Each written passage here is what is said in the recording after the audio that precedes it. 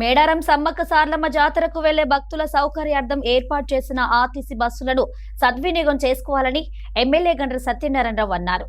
ఈ మేరకు మేడారం సమ్మక్క సార్లమ్మ జాతర సందర్భంగా చిట్యాల మండలంలోని మోడల్ స్కూల్ మైదానంలో ఎమ్మెల్యే గండ్ర సత్యనారాయణరావు బస్సులను ప్రారంభించారు. ఈ సందర్భంగా గండ్ర సత్యనారాయణరావు మాట్లాడుతూ మేడారం సమ్మక్క సార్లమ్మ జాతర కోసం చిట్యాల, గన్పూర్, భూపాలపల్లి, కాటారం, కాళేశ్వరం మండల కేంద్రాలలో ప్రజలకు అందుబాటులో ఉండే విధంగా ఆర్టీసీ బస్సులను ప్రారంభించినట్లు తెలిపారు. దీనిని ప్రజలు సద్వినియోగం చేసుకోవాలన్నారు. ఆర్టీసీ బస్సులో ప్రయాణం చేయడం వలన సురక్షితంగా గద్దెల వద్ద చేరుకోవచ్చన్నారు. ఈ కార్యక్రమంలో అధికారులు, కాంగ్రెస్ నాయకులు పాల్గొన్నారు.